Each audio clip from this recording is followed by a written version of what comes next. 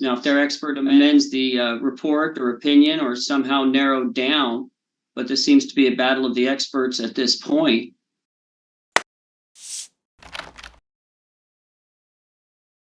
All right, let's get going. Are you ready? The time is approximately 2:04 p.m. and we are back on the record. All right, we're on the record now. This is time for a special master hearing in the coordinated and related real water cases. And I want to just cover a couple of things. We do have one discovery dispute. Who's here for Kemp's office? I don't remember. Oh, Eric. Was there somebody in the Zoom too, Eric? Brianna Switzler from my office, I think, is on. Oh, she was on.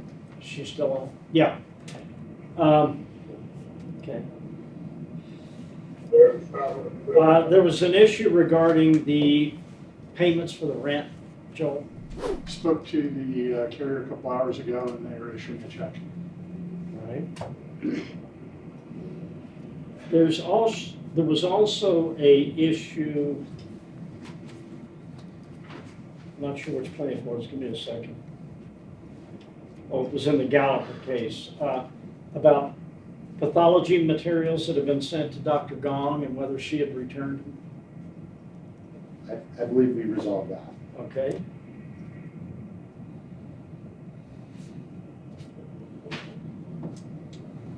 And I also received correspondence regarding the Reich, R-S-C-H-T, deposition. Is there some issue about that, or was it just scheduled? Mr. Wright, we filed a motion to withdraw as counsel for him. Oh, I did see that. The rest of the plaintiffs, I know that the discovery or the expert deadlines are coming up. I think in that one it's October. So if the defendants want to schedule the depositions, we're open to providing dates. I did. That's and there wasn't another attorney. We got a mailing address in your motion to withdraw, right?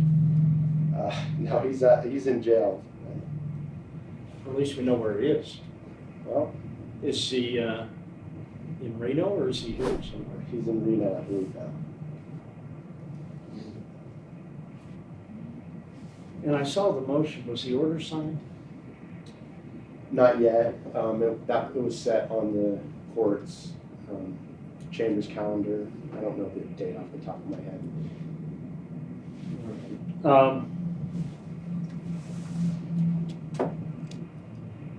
Then we had the issue regarding, and I actually need help from both sides on this. How are we going to resolve this issue on the records for the bank cards on the plaintiff's charges on what they consume? Who's here for Nevada Beverage? Hi, it's Colt Dodrill here, Floyd, on the Zoom. Oh, okay. I'm looking for your name on there. Oh, there you are.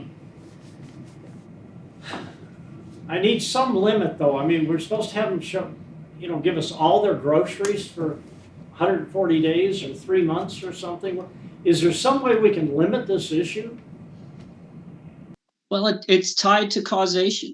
We've been dealing for almost 2 years with the understanding that this was an acute process. Acute liver failure, fulminant liver failure, people drinking water, getting instantly sick.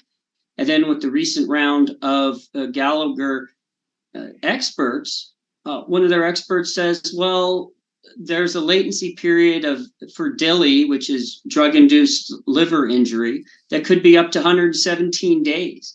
And our concern is that if the defendants are hamstrung to 7 days or 30 days, but yet plaintiffs are trying to expand acute liver injury to some chronic issue, repetitive exposure, repeated exposure, going back 3, 4, maybe 5 months or more to try to hold those defendants accountable, it needs to cut both ways. So if their experts had said, well, we're convinced it's hydrazine and high latency period for hydrazine is, say, 7 days, then I'd be limited to 7 days. But right now, nobody can pinpoint it. And the range that plaintiff's expert said, and I'm using their experts, not Real Water's experts, not UNFW's experts. So if that's the time period that their expert says, I think that's the time period that is to want to shut us down less than that, but hold us accountable for their clients having consumed our water up to 4 months later. I don't think makes sense. But I don't quite understand the request. What limit do I set? What are you claiming is to begin? Is it 120 days before they became sick, all the way up until the time that they felt they had symptoms? And you want every bit of anything they consumed, you want the records of that, correct? Yeah, there's a fact sheet question specifically designed to that says, when did you first experience the symptoms that you relate to real water? So that's the date, and you would go back, according to their expert, 117 days. Now, if their expert amends the report or opinion or somehow narrowed down, but this seems to be a battle of the experts at this point, that's what we're stuck with. So fact sheet onset date minus 117. I'm rounding to 120. Not that I'm greedy for 3 extra days. I just think that's a smooth 4 months. Bank statements come in, monthly installments. But how are their bank statements aren't going to show they bought eggs and milk? No, but there's, for example, let's take somebody. I'll just throw out there Miriam Brody. I know she dismissed me, but she's a good example. She shopped at Costco. Now, we don't know if she exclusively shopped at Costco, and some people may do their monthly shopping at Costco and do weekly shopping at the grocery store around the corner, or vice versa. And other people have bought other things. And specifically, when you look at drug-induced liver injury, you're looking at alcohol purchases, supplement purchases. Obviously, no one's charging recreational drugs on their bank card statements, but supplements, and a lot of that comes through a mail order. We haven't yet deposed Daisy Wee, who I don't think is yet set for trial, but she's a great example. We listed that in our papers to you. Her medical records show considerable intake of numerous toxins, reishi mushrooms, and a number of materials I can't pronounce. Her test results are positive for arsenic. People like that, those are not items that you're buying at Costco or the neighborhood grocery store. Those are things you're probably more likely to get mail order, and those places do take bank cards. And we want to investigate the quantity, the frequency, and the quality of those supplements, which are all known hepatotoxins, according to the FDA documents produced by Plaintiff. But you're asking for, I'm not quite sure I get the nexus between unredacted bank card records and every item they ate, drank, medicine, and I'm not sure what you mean by supplements, but supplements as well. Yeah, supplements would be like dietary supplements, some powders, some mixes, pills, things that are not regulated by the FDA. They're sold in the vitamin aisle. Specific to the Gallagher case, I think Belsky was consuming kratom tea, which I don't think is something you can buy at a corner store. Mr. Haley was taking turmeric, which might be a spice you use in your cooking, but in larger quantities, it's marketed as a dietary supplement. So when I say supplements, I mean dietary and health supplement sold like by GNC at numerous places and online retailers, things that are available through the internet. And how were those items identified on the fact sheet? Well, that's an issue because not all plaintiffs have responded accurately, and I've met with Mr. Pepperman on this on several occasions, where I've demanded supplementation of fact sheet responses. So right now we're at the mercy of what they volunteer on their fact sheet and what information they have volunteered to their medical providers, and they're not always aligned. Again, Daisy Wee is a great example with reishi mushrooms and asparagus root and some other dietary supplements that we believe caused her symptoms, that we're entitled to know the quality and the quantity. Because health supplements are not regulated by the FDA, their contents can vary greatly.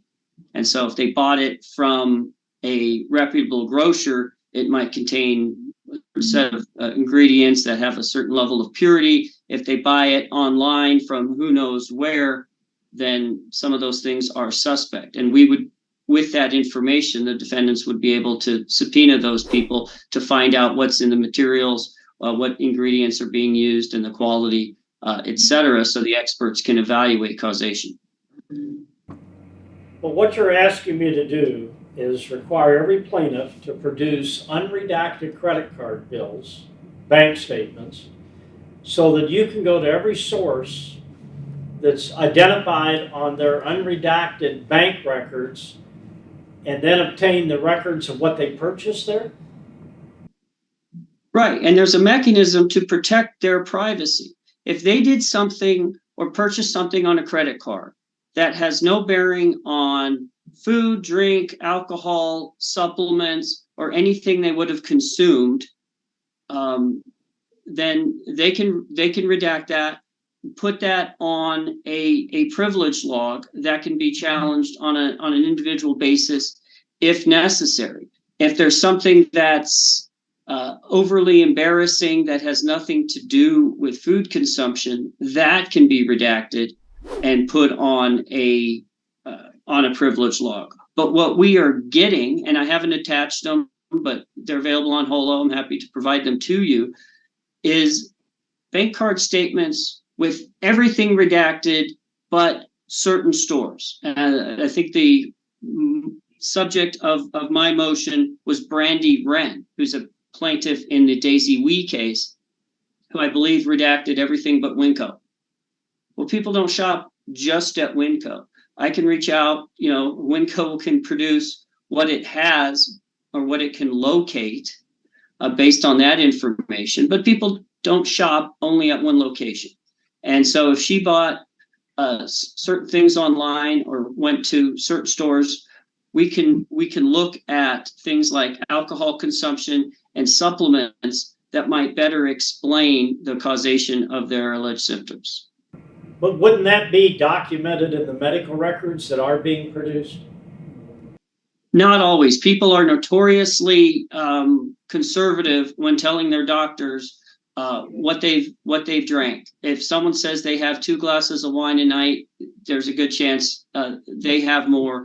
People are not always forthcoming with other hepatotoxins, including recreational drugs such as psychedelic mushrooms, which are known to have hepatotoxic effects.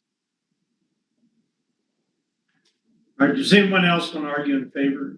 Because I have to tell you, I'm hardly new at this. I wasn't even new when I was on the 1985 case that you cited, Circus case.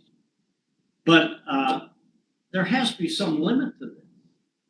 And I guess what you're saying is I'm going to have to get the unredacted bank cards and go through and do an in-camera review of all the redactions? Only the challenged redactions. If someone says they, went to MGM, someone stays a night somewhere, I don't know. But we've only had a handful of expert depositions, and they're telling us that there's a number of things that can cause the exact same symptoms that are alleged here, which are specifically important to plaintiffs that fall outside the recognized outbreak. International travel, those are all things that are relevant. And as you've seen from the timetable, we've got depositions almost every day. There's deposition going on right now. We're not going to get to some of these depositions perhaps until after the Gallagher trial, which starts in July. So there's a number of these things. And are you going to have to review in camera everything? No, but there has to be a limit somewhere between everything and nothing. And I'm leaning towards everything. This case has already been designated these cases have already been designated as complex. This isn't a simple case of I got sick and where did I eat the last 3 days? This is liver issues. And so if people can't remember, if people can't produce receipts, we are not getting a lot of purchase information receipts, at least to the 10 or so plaintiffs that have sued my client. I'm getting a little bit of bank cards. I think someone produced a screenshot on a cell phone, a lot of automatic debit charges for the home delivery service, but it's a crapshoot in terms of dialing in where someone actually purchased real water or something else that could have caused those symptoms. And it's relevant and it's proportionate to the needs of the case. I go through that in the reply, how substantial this case is and how plaintiffs have already argued that, and how the scope of discovery in this case has already been quite broad. But you're not giving me any limit at all except for a privilege law, correct? I mean, we have a common denominator. They all use real water, correct? That's up for debate. There's a number of plaintiffs that haven't proved they've consumed it at all. Who wants to respond for the plaintiffs? I'll respond first. Eric Pepperman. So I think you are highlighting the problem here with what I'm trying to deal with. And I'm not trying to be unreasonable with Mr. Dodrill or withhold any information. In fact, we've disclosed all plausible things that can cause the liver injuries that we allege in the complaint as part of the fact sheet. It asks for supplements, medications, alcohol, all that type of stuff, which are potential causes for them to explore further discovery on. It's also not a situation with the medical records where they're, secretly hiding the amount they drink. It's a situation where they have this sudden onset of unexplained liver failure. It's actually the opposite. They tell their doctors everything, searching for an explanation of what it could be. There's all sorts of even implausible stuff in the medical records where these patients are disclosing to their doctor that I painted my house, could it be this? I took this one time, could it be that? And all that's disclosed.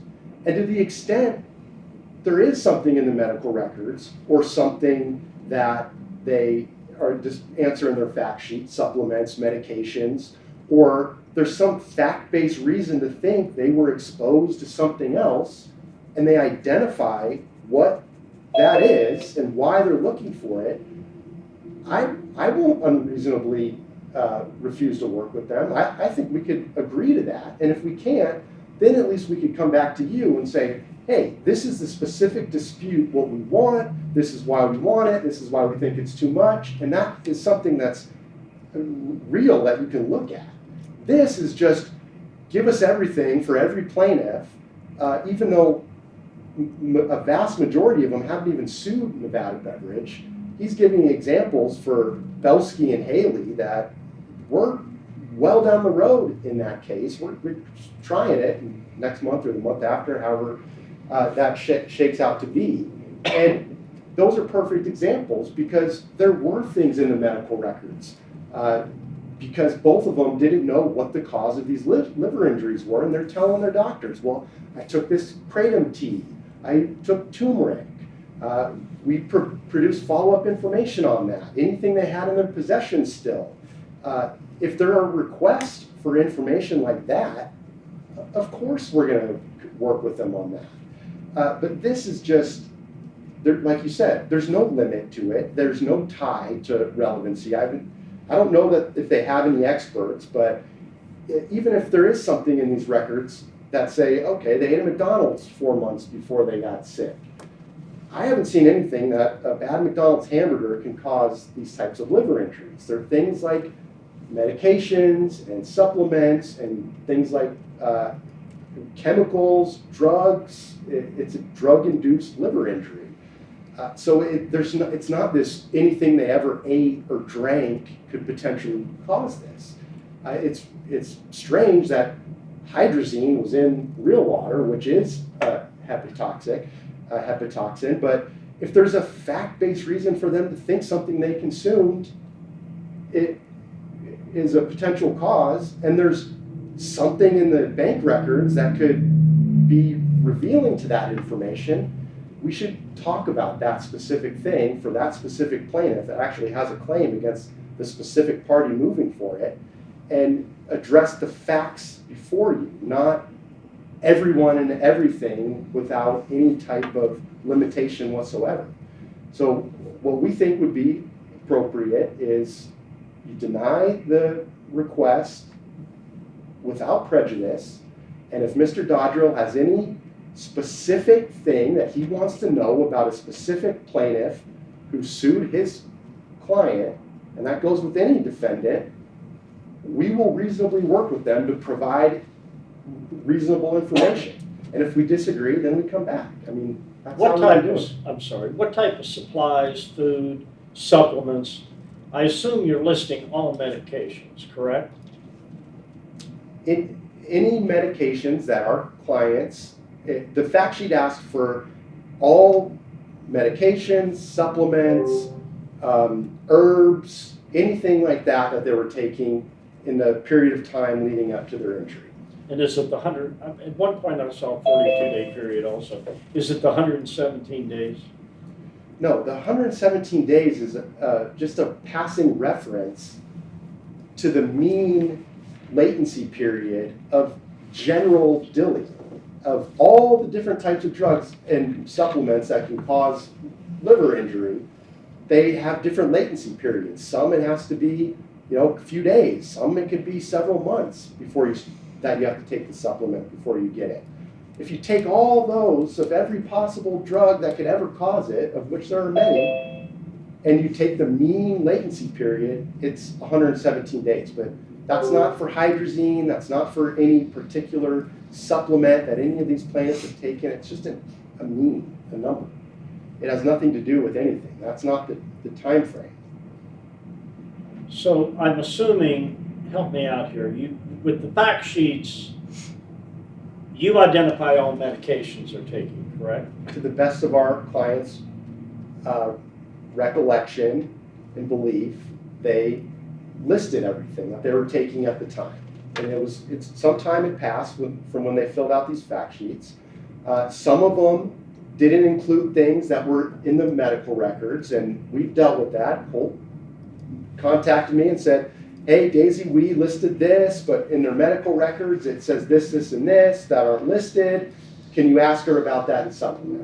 And we did. And we went back to her and she said, oh yeah, I remember I was taking that, but I don't remember that one that's in the medical records. So we supplemented based on what she remembered, provided them the information, and if they have follow-up information regarding those supplements that have been identified, we would work with them to the extent we could provide it. Sometimes we can, sometimes we can't. With Mr. Haley and Mr. Belsky, Mr. Haley still had the turmeric he was taking from the time in his possession. We have those. We produced pictures of it. It's available for inspection.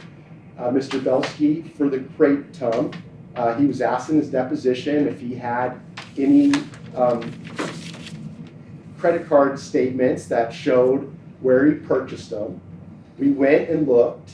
It turns out that the credit card he used had been canceled for fraud at the time, and we weren't able to get the credit card statements from his credit card company. And so we said, we looked, but we can't get these. I mean, we've responded. We're providing information, but it's just, if it's specific, if it's identifiable, if it's reasonable, we work with them. And if we have a dispute over that, we can come back to you. That's what you're for. But this is just, I mean, it's overbroad. That's what I told them at the beginning. I said, if you have something specific and you have a reason, and I can give you that information within reason, I'll do it. And we're not hiding anything. We don't care what information they discover on this stuff. They can argue every single case in the Gallagher one. They have some alternative cause. That's what they're arguing. We're arguing it's hydrazine. Well, best of luck to them on these alternative causes, but we're not we have no reason to withhold any information. Well, my problem with the request to me is there's absolutely no limit on it. I'm just, you're asking me to have them produce their bank card statements, unredacted, although they can of course redact certain areas and do a privilege log.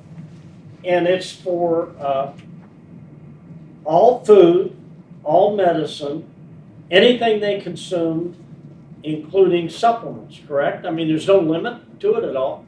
How would I even draft that order? I think just how you read it. They can redact non-food purchases.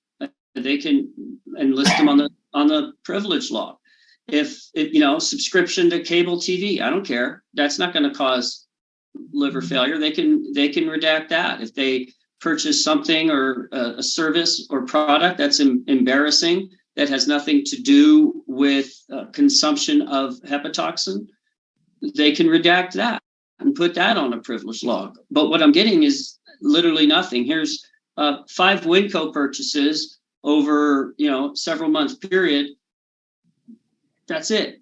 That's not sufficient under the rules. So I think the special master can craft an order, or maybe even Eric and I can hash it out with proper protections in place. If they subscribe to something or, dance class or something like that, that's completely unrelated, I'm fine with those being redacted. I'm not trying to embarrass anyone, but what I'm trying to do is find everything that they've consumed within what appears to be a period. I'm looking at my letter here. Dr. Hudson says the median duration of DILI is 42 days, but the total range, he says, with a range of 20 to 117.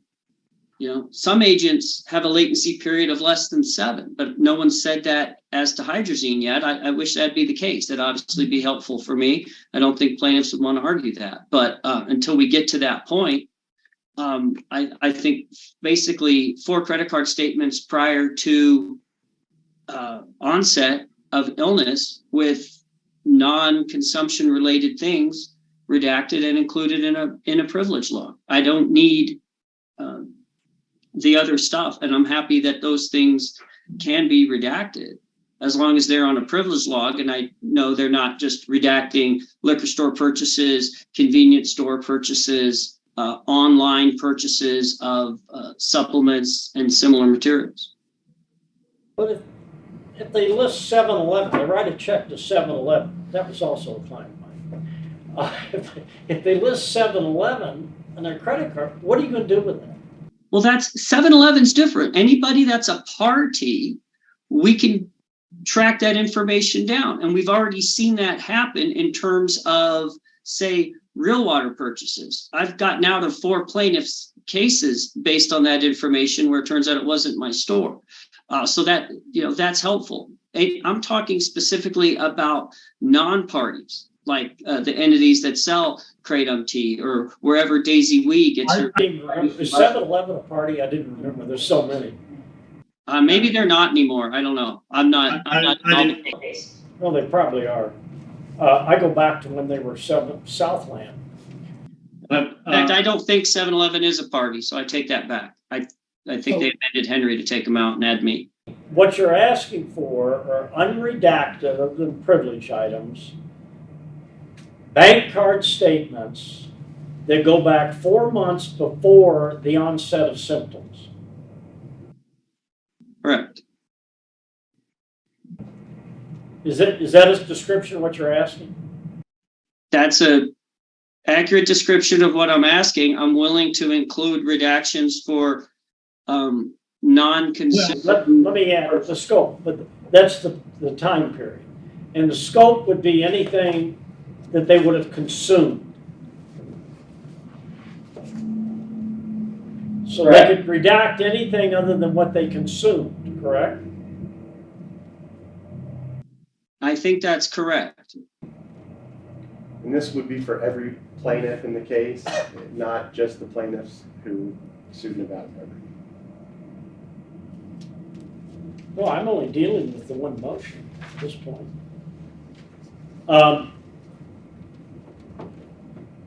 And again, I had a couple of time periods that I saw. One was 117 days, one was 42 days. But at your position, we would have to go back 4 months, correct? That's correct. 120 days. Is there any other way, less invasive, than having people go back and produce all their bank card statements? Haven't they tried to fill out the fact sheet, identified anything they consumed that was, out of the ordinary, like a supplement or a vitamin or a medication? Like Eric said, I have a list of a generic list, doesn't include quantities, and it might list whatever supplement or medication or food that they recall seeing. I've not yet seen any receipts for supplements or someone saying, hey, I don't have a receipt, but I purchased them at GNC, for example, or some online resource. I haven't seen any of that information. But is there any limit to what they consume? I mean, so you want them to produce 120-day records of every single thing they consume, whether it's eggs or water or orange juice or anything. I'm asking for purchase information, not lists. I don't think eggs are a hepatotoxin. I would say water isn't, but that's literally the point of this suit. So, yeah, and you said you were on the Wilson v. Circus case, and things like botulism and E. coli are a little easier because they have a shorter latency period. I think 72 hours for most food poisoning, which is what I thought we were dealing with in this case until I saw Dr. Hudson's report describing a longer latency period for drug-induced liver injury. So, well, how would you limit the consumed products? Is there any limitation to it at all? I think the limitation would be known hepatotoxins. But, I wanted to rely on. But how are you supposed to define that? Well, in the FDA documents, I think we've all seen it from the Southern Nevada Health District. Numerous parties have produced it. There's a list, and I haven't counted them. It's 4 or 5 columns of items, some more common than others. And then it ends all bold with 3 exclamation points and more. And so even the Southern Nevada Health District has indicated that the list of potential items that cause drug-induced liver injury or acute non-viral hepatitis is extensive. I wish this was like OxyContin or mesothelioma, where we can just point and say, well, it must have been asbestos. But this is not. This is a broad category of damages that plaintiffs are claiming that have numerous potential causes. And none of those will be referenced or discussed in the medical records that are being openly produced without any limitation at all. Like I said, some are, some aren't. I'm not getting quantities. I'm not getting brands. The quality of it, how pure it is, whether they're buying it from online from Russia or they're getting it from a national reputable distributor.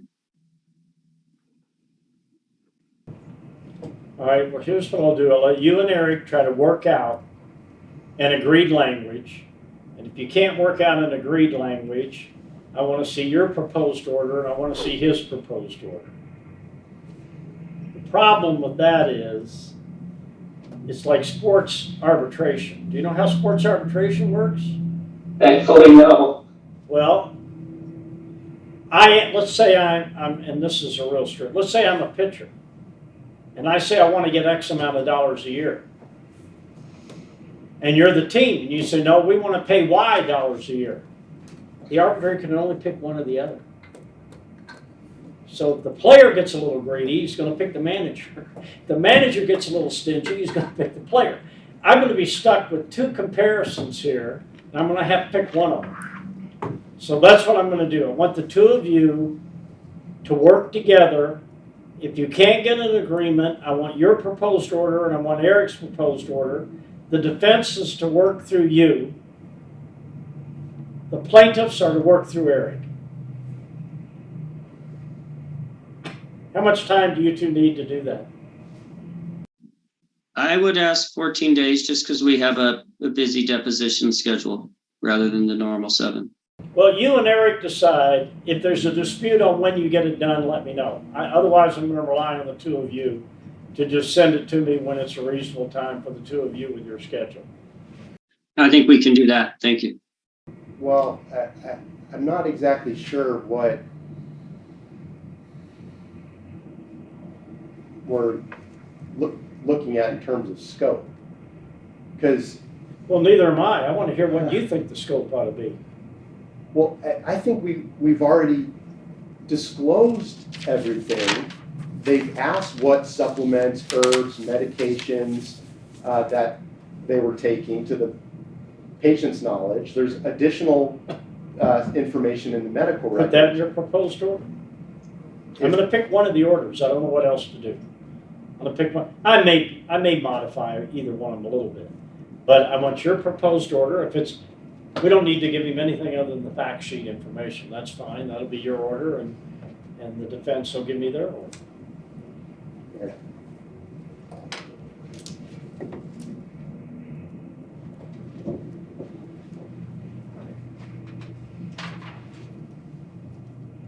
Oh,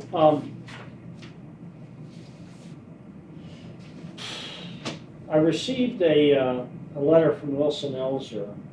Karen actually sent it about the status of a general order allowing targeted written discovery. I don't think I did a specific order, but that would be allowed. So after a fact sheet, if you serve specific discovery related to that claimant, unless I get a motion for protection, that's allowed. I think you had said something similar at a prior special master hearing. I'm not sure we saw an order. I did see some correspondence from Kemp's office challenging that, and I wasn't sure where we were, if we were live on that.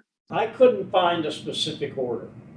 I can draft one, but it would seem to me that it'd be easier if somebody sends a request they think is too broad, they file a motion for protection, or they object and you file a motion to compel. But generically, I'm telling you, if there's targeted, which was the term in the letter, if there's specific discovery, not a boilerplate, 20-page interrogatories, but if I get targeted specific discovery requests to particular plaintiffs based on their fact sheet, that will be allowed. If there's an objection and a non-agreement, then I'll rule on it. If we start to get one on everything, then I'll have a hearing and try to draft an order. But in the language of Karen's letter, specific targeted discovery is what I would allow. Thank you.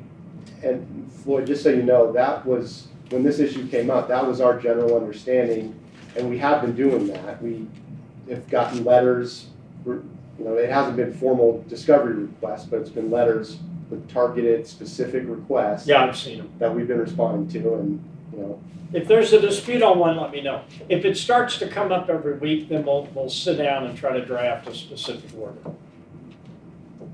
Thank you.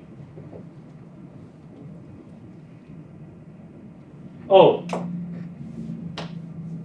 when we first started, knowing that we've got so many firms and we're going to have so many coordinated cases, sui sponte, I decided that everything that was filed would be served in the Wren case.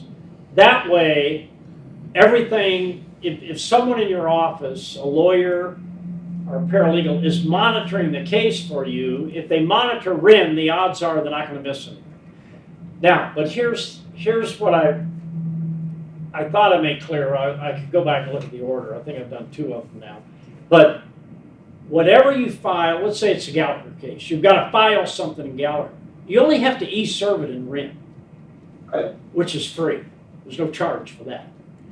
The fact that it's served in the case that it applies to, you just have to e-serve it in Wren.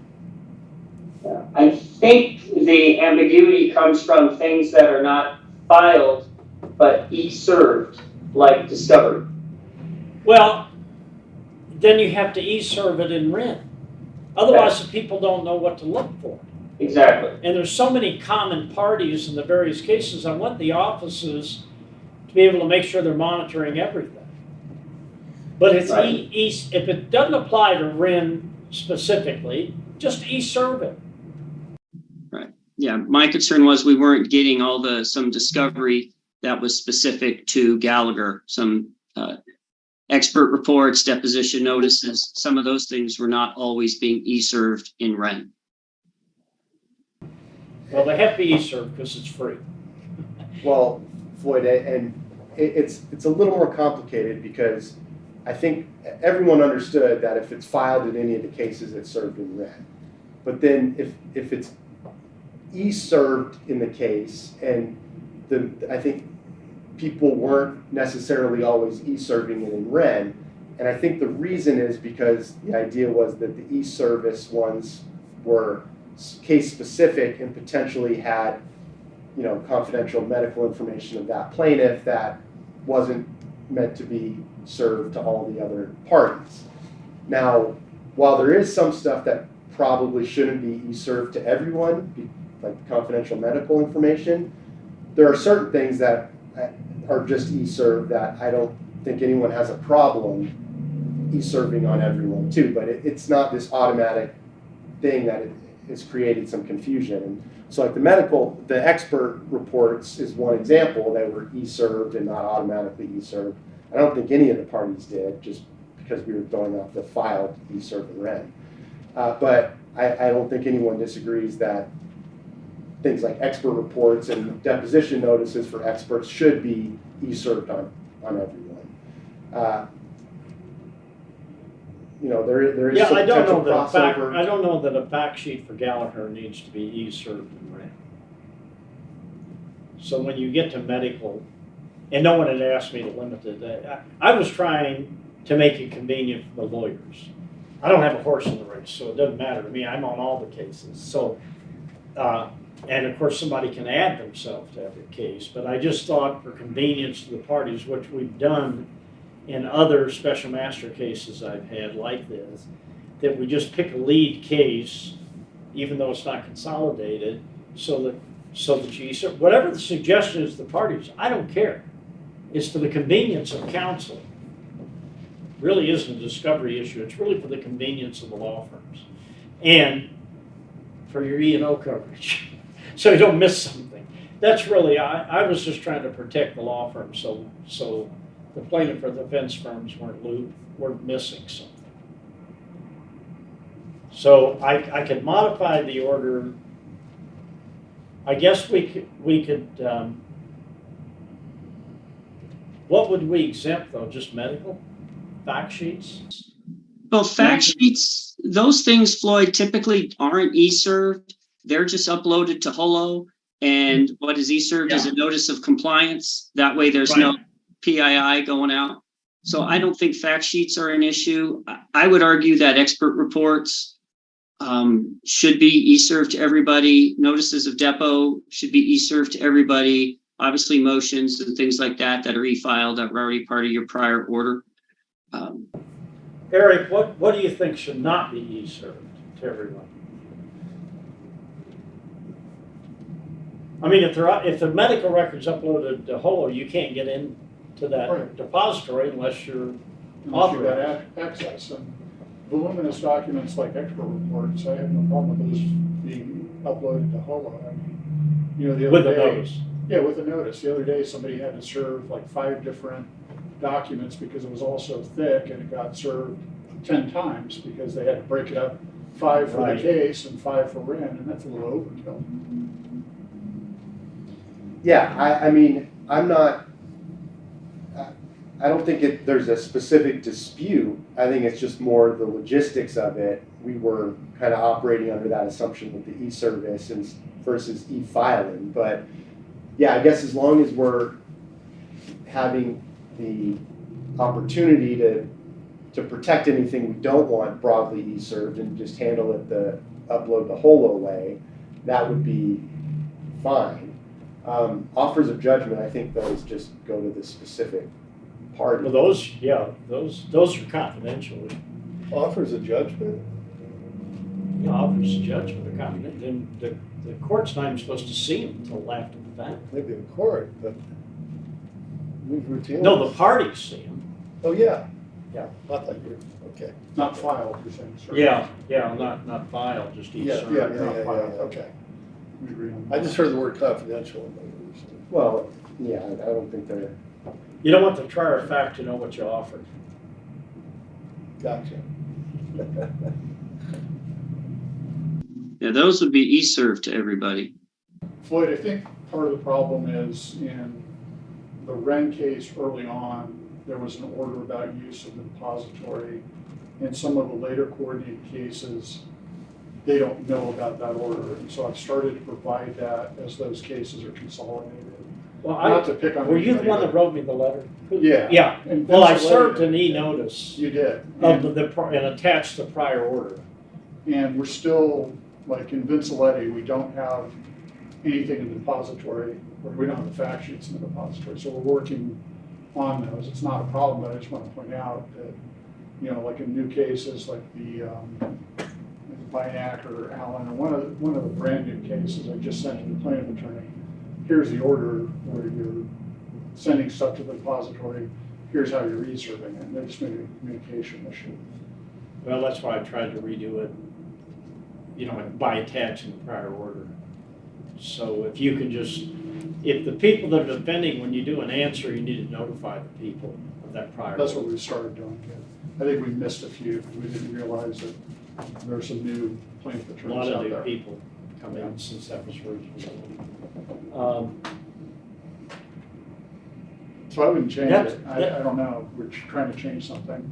No, it's just, I think it's more a matter of lack of notice to newer parties. Because it's an unusual rule. It is. Are there any other topics? That was the end of my list.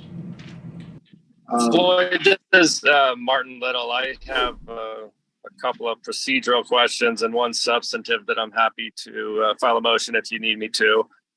We represent, I believe, the newest party in the case, NSF International. We've been named in 7 cases, I believe, served in 5. We've yet to answer. Related to the last topic, we're not named in the Christopher Wren case, though there's a lot of space and You're cutting out. I'm sorry. Between the court reporter and me, you're really cutting out. First of all, Martin, I missed who is your client? NSF International. Nancy Sam Frank International. We've been served in 5 cases, named in 7, and we've yet to answer. But we're not in the Christopher Wren case, and we need to know how we can get access to the holo files there. Well, once you've been in an appearance, just contact them. Let them know who you represent and what cases you're in. We have. They won't give us access to Christopher Wren. We're not named in the case. Won't give us access to them. Won't give him access to information in cases where they're not named. well, the way that it's supposed to be set up is there's a There's a list for each case. There's a restricted access to the plaintiff's medical information that if you're not a defendant in that case, you don't have access to that plaintiff's medical information. Yeah. But as I understood it, non-medical information in that case should still be accessible. So if there's an issue with that, we can work it out so that the stuff that should be accessible is, and the stuff that isn't without other permission. And so if you hit Martin, if you have trouble, what's the guy's name? from John Holyoke? Holbuck. What is it, John what? Holbuck.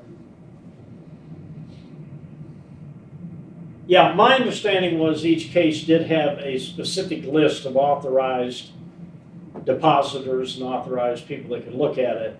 But that was only for medical information. Was there, Eric, is there anything else that's limited besides medical? I don't think so, but I'm not, if they somehow organized it so you can't access anything else, well, we would have to work out the logistics of addressing that. I just don't know if that's how it is, or if the problem is just they can't access the medical one, which is technically right. Now, so Mark, did we lose Mark? It looked like he fell off. He emailed us earlier on this, and we'll respond to him and work with him. I think we just lost Martin. If you give him John Holpuck's contact, you should be able to call John and get it squared away. Might be trying to redial or something.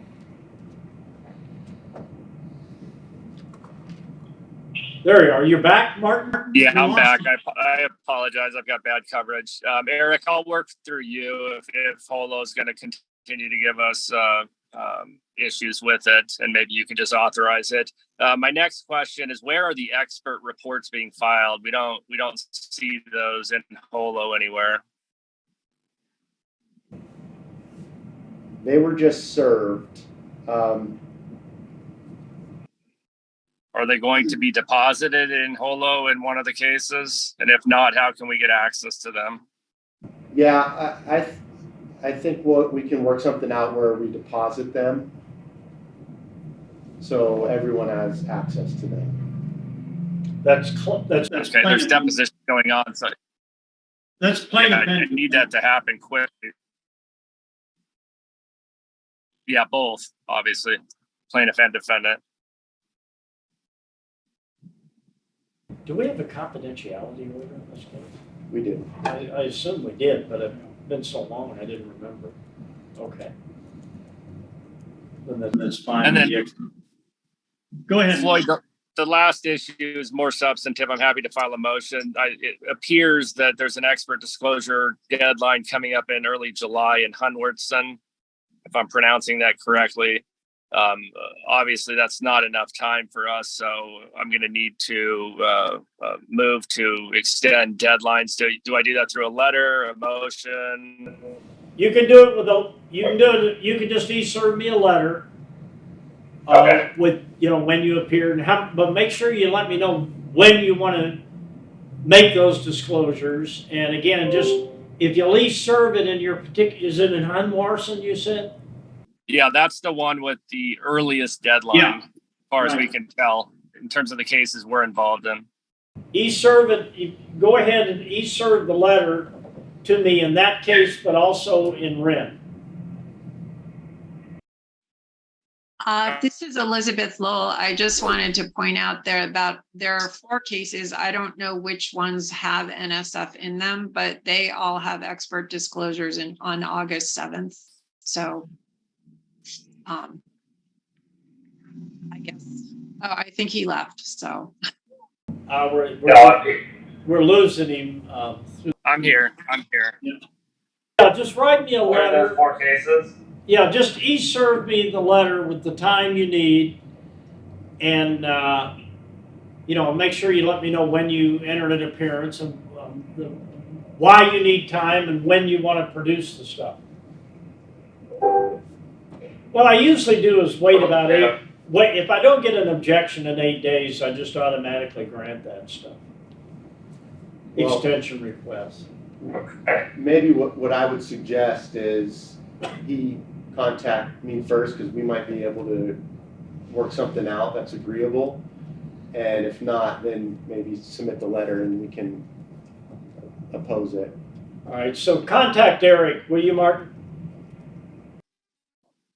Will do. And then is Eric going to provide me the expert reports, plaintiff and defense, or decision on that? Does any party object if I have someone from my office just put everything on a Dropbox link to send to him, and anyone else who wants it until we figure out to upload them or deposit them at the... No objection. No objection. All right. It's all subject to the confidentiality order. Yeah, I'm fine doing that just to get them everything. If anyone else wants them who doesn't have them, let me know. I'll send the link to you as well. Thank you. Thanks, Eric. So once you two work that out, Martin, then you can shoot me a letter and give me the date. Unless the two of you agree to the dates, just let me know. Just confirm it. Okay. Will do. Before we lose you, Martin, is there anything else? Oh, thanks, you. Okay. All right, does anyone else need anything? I got just a couple things. All right. One on the rent, no disrespect to Joel, but I think we've been told a few times that the carrier was issuing the check. If we don't get it by Wednesday, can we send a letter requesting an order? You mean this Wednesday? Yes. It's today. No. Wednesday. When do you think it'll be here? Typically, it takes 7 to 10 days to issue a $58,000 check. And when do you think they'll issue it? I think it'll get issued tomorrow. Or if you don't get it in 2 weeks, let me know. I'll get the two of you on the phone. Yeah, I haven't represented a check's been issued before. Well, I feel like we've been told the check's coming for a while now. If you don't get it within 2 weeks, let me know, and I'm just gonna have a conference. I'll set up a conference call with just the two of you so we can work it out. Yeah, And whatever we do, I'll serve a letter confirming so everybody knows what happened. and Eric, if you get the check, let me know, because sometimes they send it directly and I have no way of knowing. Will do. All right, is there anything else? Oh, we are just missing dates for one real water expert, Dr. Alsina. Right. We're working on that. He's out of the country and he comes back next week. Oh, okay. All right, anything else? Do you need any spellings? I don't think so. I think I'm okay. All right. Maybe I'll see that. I knew you were going to ask me that. We'll look it up. Okay, thanks. Hey, Floyd, this is Scott Rasmussen. Just wanted to make sure that you knew that there was a hearing in front of the judge in the Gallagher matter this morning. Judge Williams, a couple of motions were granted. Or excuse me, one was granted, one was denied. The motion to compel settlement conference was denied. I'm drafting that order pursuant to the court's request. I've actually drafted it. I'll be sending it out to all parties. Number two was a motion to have a jury questionnaire as requested by the plaintiffs. Oh, I didn't realize that was this morning. I saw the dispute on it. Did Judge Williams rule on that? He did. He is going to allow a jury questionnaire, but the language of the order is still to be decided. In this case, there is a subsequent hearing. I believe he picked, oh gosh, help me remember, guys. June 8th. June 8th at 3 p.m. For the hearing on the jury questionnaire. Well, I'll watch for the minutes. If there's an order, someone send it to me, but I'll watch for the minutes on that. There'll be two orders. I'll send out the orders to all parties to review. It's only in the Gallagher matter, so if you're not in that case, you may or may not see it unless you really want it.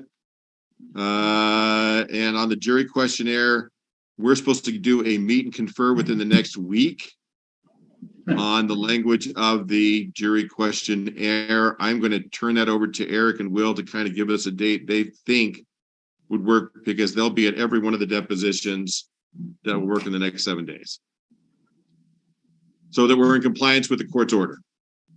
I appreciate that. I did see the letters going back and forth on that. Well, I just sprang this on Eric, and I didn't mean it to be that way. If you want me to pick a date, I will, but it may not comply with your guys' or help your guys' schedule. And so I don't know how else to do it other than say, you guys come up with a date and we'll try to be there.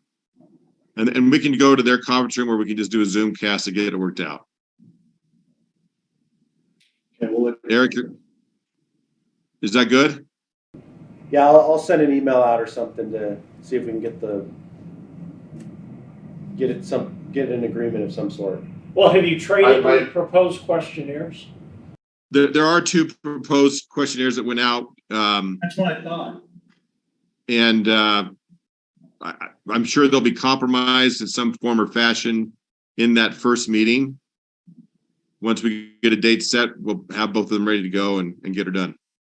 And my guess is, I've worked with Judge Williams for so many years, but a jury questionnaire is something that probably he should handle rather than me. because it's his jury and he's gonna, it's awfully judge specific, so I agree. I don't need to be in the middle of that. No, I'm just letting you know, Floyd, just as a courtesy I to the appreciate special, that, Scott. that you know what's going on, and he has ordered 500 as far as the jury pool. That was the number that was reached by the parties at the time of the hearing. How long do you have to voir dire? 5 or 3. A while. All right, do you want me to set a hearing in another month? I'll watch for these minutes. Well, you should also know that there was a discussion because the judge has now got another case in front of this one called Ramirez that also has a preferential trial setting scheduled for August, I want to say 18th, as I recall, which may push this case, the Gallagher case, back to September 5th. So I won't speculate as to what I think is going to happen, but I have a pretty good idea. Is that a med mal case or a 5-year case? It's a 3 and a something year old case, so it's longer than this one, but it also has a preferential trial setting. Okay. All right, I think that's it. Do you suggest I have another hearing in a month or when? So Yeah. Scott, one of the things the judge mentioned was, somebody mentioned to the judge, we may not be done with all the depositions by the cutoff on June 9th. So I guess that maybe would involve you getting involved. The judge said he'd be open to allow anything reasonable in terms of a push. Well, you're talking about Gallagher? Yes. Whatever the parties agree is fine with me. If you can't agree, let me know. All right. I'm just pointing out that that might be. If there's extra things. Jim's right. If there's extra things that just need to get done, a couple depositions here that just can't get done by June 9th, the judge always says, you know what, I'm not going to get in the way of that. If you guys, I agree with him that I think all of us are trying to get all the discovery done pursuant to the orders that you've issued, Floyd.